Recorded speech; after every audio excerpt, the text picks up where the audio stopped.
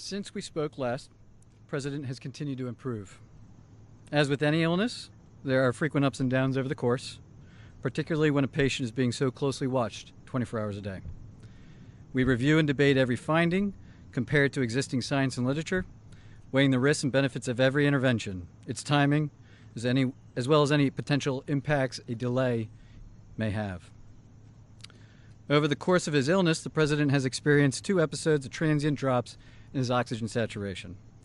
We debated the reasons for this and whether we'd even intervene. It was a determination of the team, based predominantly on the timeline from the initial diagnosis, that we initiate dexamethasone. I'd like to take this opportunity now, given some speculation over the course of the illness the last couple of days, update you on the course of his own illness. Thursday night into Friday morning when I left the bedside, the President was doing well, with only mild symptoms, and his oxygen was in the high 90s. Late Friday morning when I returned to the bedside, the President had a high fever, and his oxygen saturation was transiently dipping below 94%. Given these 2 developments, I was concerned for possible rapid progression of the illness. I recommended the President we try some supplemental oxygen, see how he'd respond. He was fairly adamant that he didn't need it. He was not short of breath. He was tired, had the fever, and that was about it. And after about a minute, on only 2 liters, his saturation levels were back over 95%. Stayed on that for about an hour, maybe, and it was off and gone.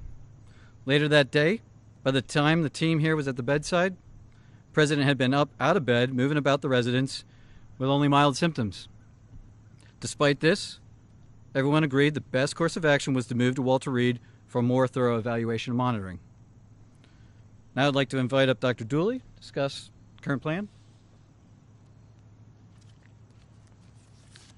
Thank you, Dr. Conley. Before I begin a brief clinical update on the President's condition, I do want to reiterate my comments from yesterday regarding how proud I am to be a part of this multidisciplinary, multi-institutional team of clinical professionals behind me, and what an honor it is to care for the President here at Walter Reed National Military Medical Center. Regarding his clinical status, the patient continues to improve. He has remained without fever since Friday morning. His vital signs are stable.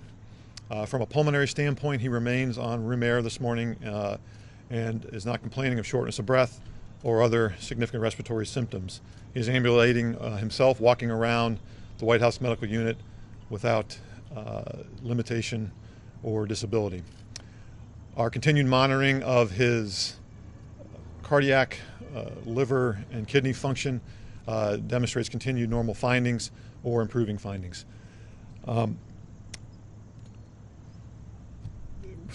And I'll now turn it over to Dr. Garibaldi from Johns Hopkins to talk about our therapeutics and, again, our plan for the day.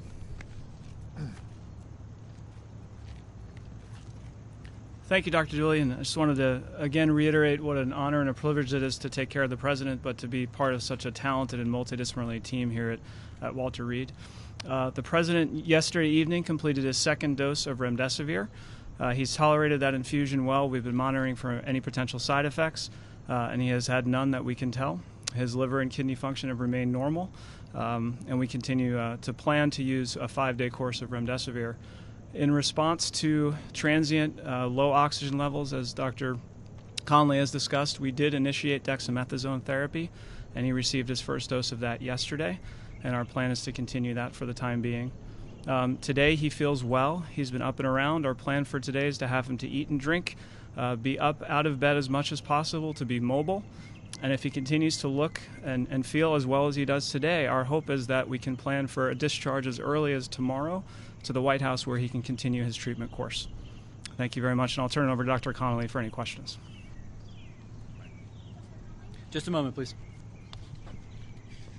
The President wanted me to share how proud he is of the group, what an honor it is for him to be receiving his care here at Walter Reed, surrounded by such incredible talent, academic leaders, department chairs, internationally renowned researchers and clinicians, including the support of Dr. Garibaldi from Johns Hopkins.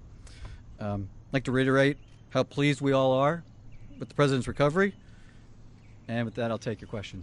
Thank you so much, Dr. Conley. Conley, you said that there were 2 instances where he had drops in oxygen. Can you walk us through the second one? And also, I've got a question for the lung specialist afterwards. Sure. Yeah.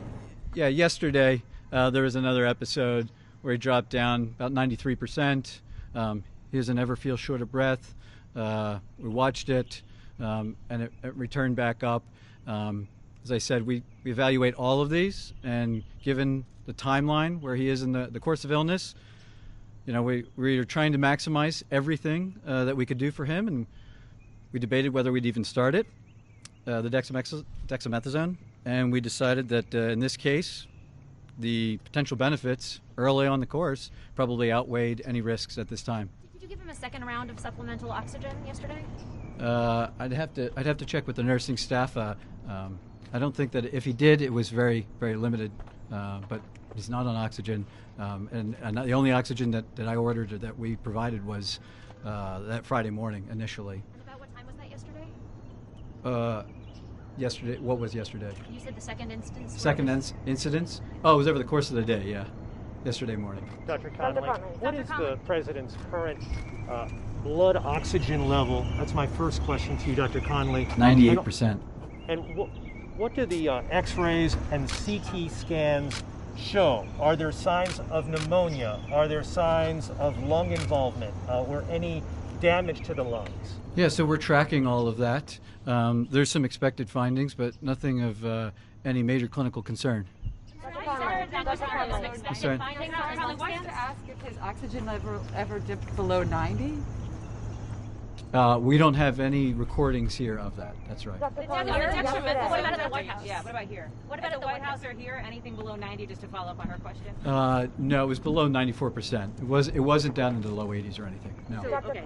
So on the dexamethasone, the steroids, sir. Yesterday, you told us that the president was in great shape, had been in good shape and fever-free for the previous 24 hours.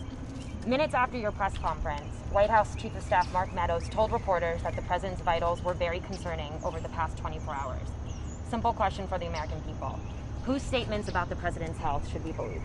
So the chief and I work side by side, and I think his statement was misconstrued. What he meant was that 24 hours ago, when he and I were checking on the president, that there was that momentary episode of the high fever and that temporary drop in the saturation, which prompted us to act expediently to move him up here. Fortunately, that was really a very transient, limited episode. A couple hours later, he was back up, mild again. I'm not going to speculate what that limited episode was about so early in the course, but he's doing well. What are the expected findings on his lungs, and why is the president not wearing a mask in the videos and photos that have been released? Well, the president wears a mask anytime he's around us, and we're all wearing our N95s, full PPE. He's the patient, and when we can, when he'll move out into to public, we move him out and around other people that aren't in full PPE. I assure you, he'll as long as he's still under my care, we'll talk about him wearing a mask. In a negative pressure room. And the room is negative pressure. I'm not going to get into the specifics of his care. Dr. Conley, what time on Thursday? We still haven't clarified, Dr. Conley. I'm sorry? The lung function question. Can you talk about that and what you expect? I would just share that, like every patient, we perform lung spirometry on him, and he's maxing it out. We told him, see what you can do, and it's over 2,500 milliliters each time. He's doing great. Yeah. Are your scans showing any irregularities in his lungs? Are there any obesities? Are there anything? To disclose that the president had been administered oxygen? It's a good question. Thank you. I was trying to reflect the upbeat attitude that the team, the president, that his course of illness has had.